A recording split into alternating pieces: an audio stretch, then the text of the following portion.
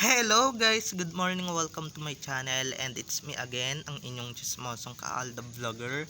So gusto ko munang magpasalamat sa inyong lahat sa mga walang sawang tumatangkilik, nanonood, sumusuport at sumusubaybay ng aking mga content dito sa aking channel. So thank you so much for the love and support na binibigay ninyo, and especially sa oras na nilalaan ninyo para manood dito sa channel ko. So eto ha, paalala ko lang guys, mag-ingat tayo sa bagyo, lalo na yung mananalasa sa bagyong Christine. So ingat-ingat tayo, okay?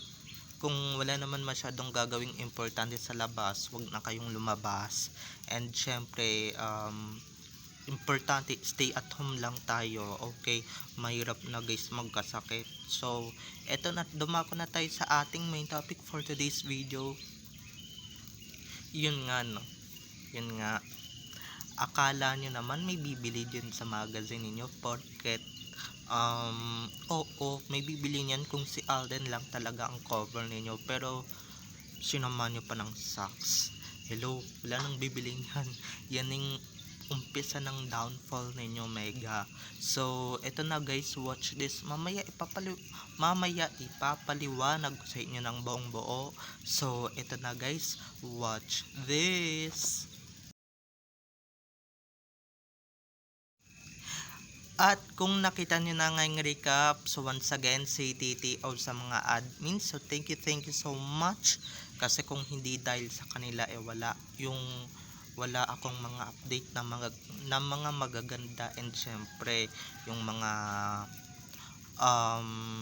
pagchichismisan natin ngayong araw, and syempre nung mga dumaan pang mga araw. So maraming salamat sa inyong lahat. Kaya 'di ba, pagka confidential, bawal tayo maglabas ng maglabas. Alam niyo na, kasi baka mamaya mapahamak pa tayo sa mga nilalabas natin. Kaya importanteng sumunod tayo sa ating mga admins pag bawal. So ito na, dumako na tayo sa ating main topic for today's video. Like what I said earlier, no, maling mali, mega maling mali. Di ba alam naman natin yung mega na ang endorser lang yan or cover lang yan dati is Aldab, laging Aldab, kaya laging mabenta. Ngayon kayang si Sax na yung kasama ni Alden, bebenta pa kaya yan? Hindi natin alam, baka mamaya, di ba, baka mamaya hindi na mabenta yan at hindi na mabili. So maling choice yon. Tignan nyo nga yung Magnolia noon ha, dating Aldab. Tignan niyo nung nagkaroon ng Sakden commercial, wala na, hindi na mabili. Nag-flop na, 'di ba?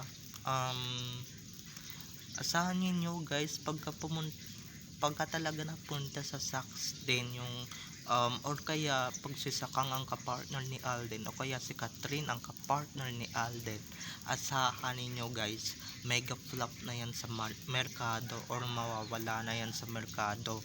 Hindi na nga pinapansin ang Magnolia, puro selecta na lang mga tao, no? Puro na lang iba't ibang ice cream brand ang binibili.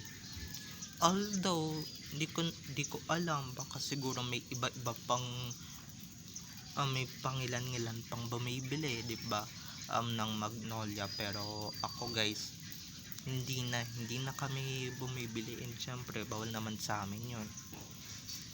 Lalo na sa akin, di ba, bawal na sa akin yun. Yung mga ice cream, alam niyo na, di ba, nako, mega kilalang magazine brand yan dito sa mundong to, hindi lang sa Pilipinas, kundi around the globe ang nagko-cover dyan. Etong tatanda ninyo, umpisa na yan ng downfall ninyo, umpisa na yan ng pagkabagsak ninyo, umpisa na yan ng pagkawala ninyo sa merkado, and syempre umpisa na yan ng pagbaba ng mga sales ninyo. Kaya ayan, matakot na kayo sa lahat pa naman ng pwedeng i-cover. Ba't si Sax pa? Ibig sabihin yan, sumasakay din kayo sa issue na Zarzuela pa more um, na na ginagawa, 'di ba? Wala kayong magawa kundi puro sumakay sa mga issue. Sa bagay, ano pa kaya ang susunod na endorsement ng Aldab before ang magkakamaling kunin sa kang, 'di ba? Syempre si Alden lagi nilang kukunin 'yan kasi gusto nilang mabili ang mga produkto nila, pero si okay lang na may Alden, pero yung may Catherine Bernardo pa talaga, hindi na yan sikat, hindi na yan mabili sa mga tao. Okay, hindi na nga yan hindi na nga yan mabenta sa mga tao, diba? Lalong lalo na majonders na yan, diba? Matanda na yan, matanders na yan, kaya dapat bitawan, and syempre anuhin na yan. Ewan ko ba dito sa Mega, ba't nila napili ito, no? Siguro pang promote din ng movie. Akala nyo naman guys, may bibili dyan.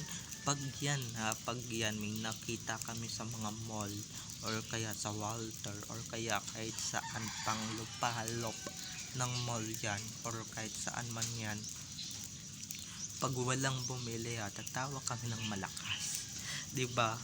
Tatawa kami ng bonggang-bongga na, at baka mamaya laitin pa namin kayo na, ay walang bumili kasad yan kasi karma is real, 'di ba? Baka gusto ninyong dumapo din si Carmen Sita sa inyo, iba na hindi na wala nang bumibili sa mga magazines ninyo, wala nang mga mababa na yung sales ninyo, 'di ba? Dahil yan talaga, pagka napupunta talaga sa cat din talaga yung, or sa cat, pagka nasasama ng cat si Den, wala, minamalas talaga ng bonggang bongga yung mga ini-endorse yung produkto, or yung mga ini-endorse na produkto, 'di ba?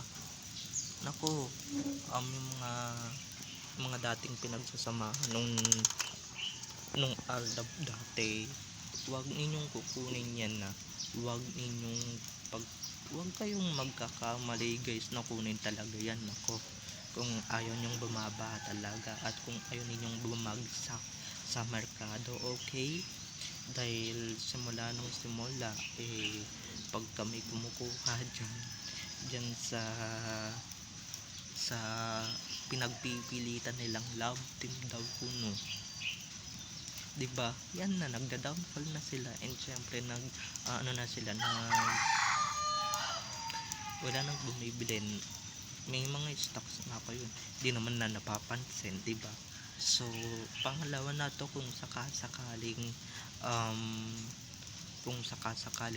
magkakamali sila, at kung sakasakaling walang bibili sa magazines nila, diba, lahat ng mga umaalis sa Aldab guys, lahat yan bumabagsak, yan yung tandaan ninyo, lahat yan bumabagsak, and lahat ng yan nagiging flop, okay? Yan yung pakakatandaan at itatatak ninyo sa kukote ninyo, na hindi lahat ng dating ini-endorse ng Aldab na napupunta na sa iba ngayon nagiging successful. Diyan kayo nagkakamali. Pagka umalis talaga yung dalawa, or inalisan ng dalawa, bumabagsak ng bonggang bongga, hindi ba? So maganda na kayo, sad for them, dahil pangalawa na kayo. Buti na lang yung Yes Magazine hindi nila kinuha, 'di ba?